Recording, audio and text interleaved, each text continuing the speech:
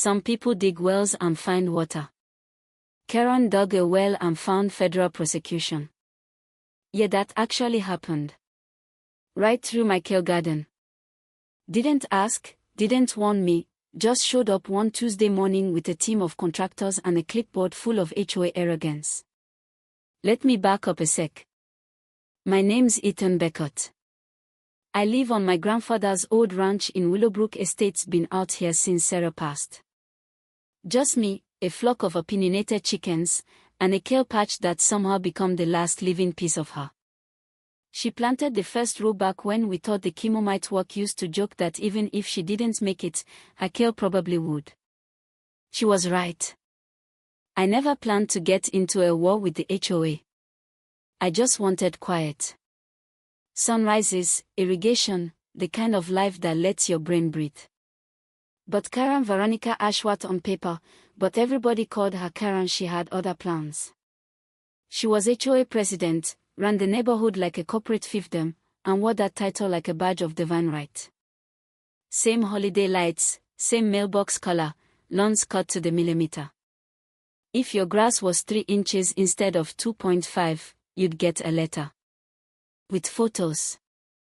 3 years ago, while Sarah was fading, Karen came to our door with a generous offer, 60% of market value if we sold to the HOA. She framed it like compassion. Helping you through a difficult time, she said, sitting in our living room while Sarah slept in the next room. I didn't scream.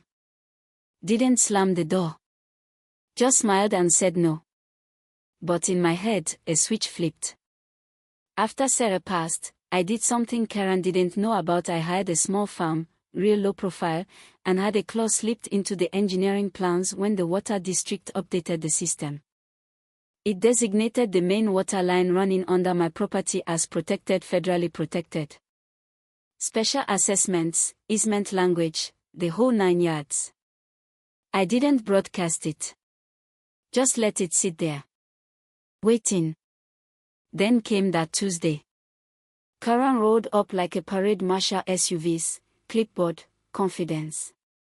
Walked across my lawn in her $1,000 jeans and said, "We're drilling a well right here for the community, a central garden space, shared water access, increased property value for everyone." And then she smiled, the kind of smile real estate agents use right before they bankrupt you. I asked, "You sure that's the best spot?" She didn't flinch. "Absolutely," she said, like she was unveiling a gift, "it's the perfect location." I just nodded. Went back to watering the edge of my garden, the patch she hadn't staked out yet, and sent a quiet text to Marcus. Marcus works for the county water department. Also happens to be my best friend since high school. I didn't tell him everything, but I told him enough. I said, "Get ready." Next morning, the drilling started. I stayed on the porch, sipping coffee, watching. Contractor looked nervous. Something about the readings didn't sit right with him. He hesitated, mentioned metal resistance at 8 feet. Karen waved him off. "Just drill through it," she said. "This land's community property anyway." "Oh, honey." About 10 minutes later, the earth screamed. Water shot out like a geyser, spraying 15 feet in the air, ripped through the drill rig and sent the crew scrambling. Mud flew. Equipment toppled. The kale. Obliterated. Karen's SUV came screeching back onto the property as the yard turned into a lake. "What the hell happened?" she shouted. The contractor, now soaked and shaking, pointed at the gauges. "It's a main water line, a big one." She turned pale. That's when Marcus pulled in, emergency lights flashing, radio crackling, clipboard in hand. He crouched by the water, took a reading, then looked up and said, "This is a federal line. You've got a Class 3 breach." Karen tried to recover. "It's a misunderstanding," she said. "We had all the permits." Marcus raised an eyebrow. "Really?" "'Cause I checked. Nothing was filed." That's when I stepped in. I sent her an email last week. Marcus told her this area had complications, suggested a geological survey. Karen's eyes went wide. She knew. She knew she was cooked. The county launched an investigation that same day. Within hours, they'd shut off the water, quarantined the site, and began pulling records.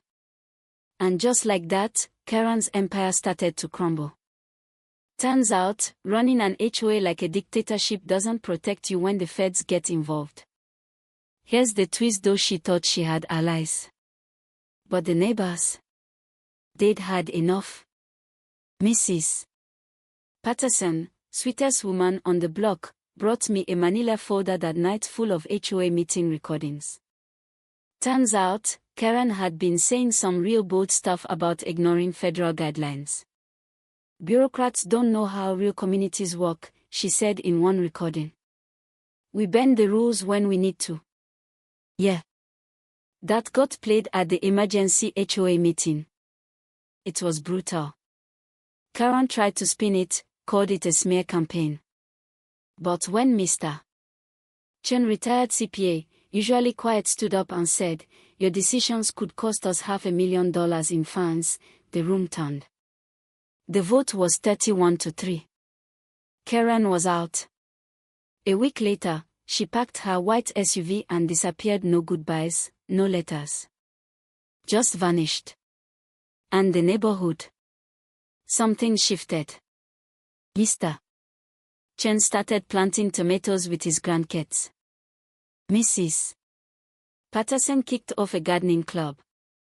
We rewrote the HOA bylaws, stripped back the nonsense, brought back individual rights. People started waving again. Like actual neighbors. The feds gave us a break. Turns out, when you remove the person responsible and document it, they are more forgiving. We got fined, but not crushed. And my kale garden came back stronger than ever. The soil soaked in all that water and just exploded with life. I swear, Sarah would have laughed. Last week, Marcus stopped by to sign off on the final paperwork. We sat on the porch, sipping coffee, watching the sunrise. He looked at me and said, "You knew she'd hit that pipe, didn't you?" I shrugged. I gave her a map and a shovel. She chose where to dig. He laughed. "You're a dangerous man when you're patient." Maybe. But I wasn't out for revenge. I just wanted peace. Sometimes, though, peace needs to be protected. And sometimes that protection sits 8 feet underground, waiting for the wrong person to make the wrong decision. So what do you think? Was I wrong to let it happen? Should I have stopped her before she caused all that damage? Or was that just the natural consequence of arrogance meeting consequence? I'd love to hear what you'd do in my place. Drop your thoughts in the comments. Let's talk about boundaries, about justice, about what happens when power forgets it has limits.